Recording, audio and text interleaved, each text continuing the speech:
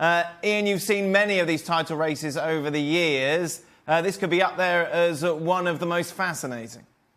Well, it looks like it could be a classic, and the plot is thickening all the time. I was there at Newcastle 10 nights ago when Manchester City got beaten, and as Bernardo Silva has said today, at that moment, even the City players thought they'd probably blown the title because Liverpool had the chance the next night to go 7 points clear. They didn't take that chance, and they slipped up again against West Ham United. They're not firing at the moment. Suddenly, the momentum shift is towards Manchester City, who've gone out and scored a couple of wins and look to be back to something like their best. Now they have to play Chelsea.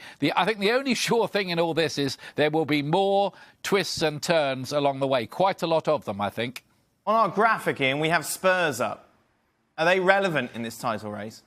I think they are, you know, because they're going to get Dele Alli and Harry Kane back pretty soon now. The word I've got from Tottenham today is they're both back in training. Both could be a little ahead of schedule on their return. We were told March. It might be a little before that.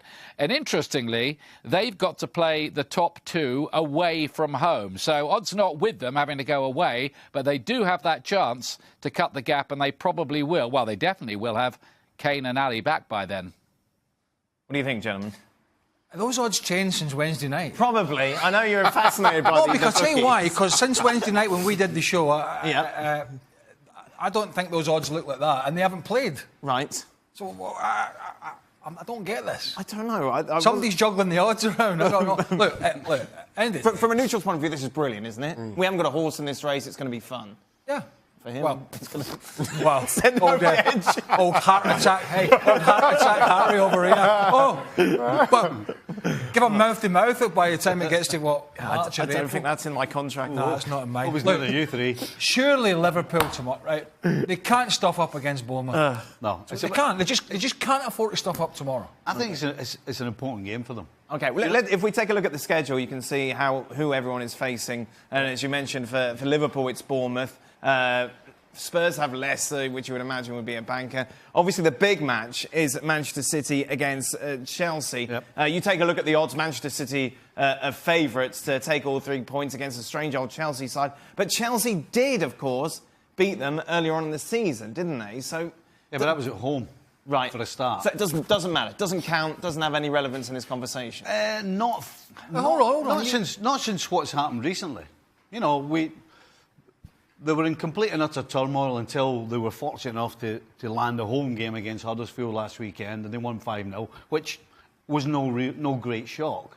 So maybe that's just papered over the cracks there. Yes, they've signed Higuain, which I think is going to be beneficial, that puts them in the top four. But right now, are they really in a position where they can go to Manchester City and beat them or take points off them? I don't think they're quite there yet. But at the same time, when these two met at Stamford Bridge, I didn't think Chelsea were good enough to beat Manchester City. Yet still, what Chelsea did, and did very well on the day, was defend. And defend with the three midfielders sitting just in front of back four and frustrate City. And Eden Hazard kind of led the charge from the front alongside Pedro and Willian, I think it was. And that result came out of nowhere. So you sleep on Chelsea here at your peril. Now, all things being even, I think City win this and probably win it comfortably. But let's not take this for granted at all. So they're not sleeping with it on the peril? I'm just saying, well, they won't. They won't. We could sit here and say that if we want. I liked how we dismissed the Liverpool-Bournemouth game there. It's not a big game. It's a huge game. Well, it's on a little later on my agenda. I didn't look at the running order again. I must look at the running order. The one thing we need to forget about, the one thing we need to remember about Chelsea, right? There's no other way to put it. At home, they're a different animal than they are away from home. They've been soft on the road, right? The only team in the top half of the table they've beaten is Watford. They've beaten some other sides, but they're all bottom half teams.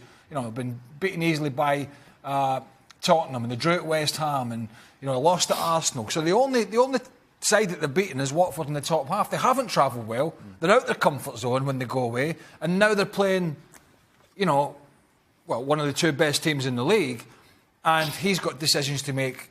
Again, Rudiger was out last week. Christensen come in. Does he change it? But I think the one thing we do know, for God's sake, we've talked about it.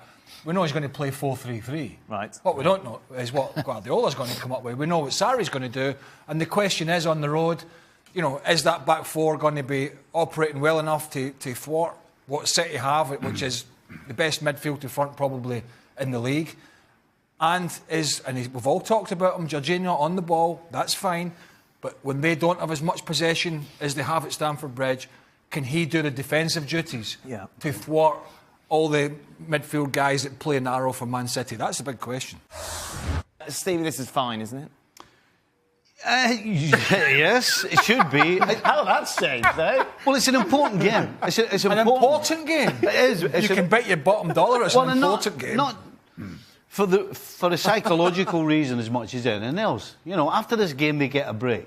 Yep. And considering the results they've had recently, particularly at Anfield, if they can put a real, show us the real Liverpool in this game, then they can score goals and get everybody back on an even keel. Because right now, everybody's kind of asking questions because of those recent results, particularly at Anfield. Yeah. So to be able to have a good performance, score plenty of goals, go and have a break and everybody's happy, and then come back, and then you face your Bayerns, and then you face your Man Uniteds, and then you follow that with 3 games again that we think they should win against the Burnleys and Everton and Watford. What do you make of what's going on at Liverpool and looking ahead to this game? Stevie's talking about the psychology of it. Ian? Liverpool against Bournemouth. Well, I saw Bournemouth last week, and they don't have Callum Wilson at the moment, and they don't have the excellent youngster David Brooks. They're both out for about a month. They put in a limp display at Cardiff. I think it's the ideal fixture, really, I think, for Liverpool to get themselves back on song. And the word is that Henderson is near to fitness, and Wijnaldum too, and even Alexander-Arnold, the young fullback, who I think they've missed recently. So, yeah, Liverpool, I think, should win that one and maybe just regain a bit of momentum. You were the only one, I think, who picked them to go all the way and win it at the start of the season, Ian. Are you sticking with that?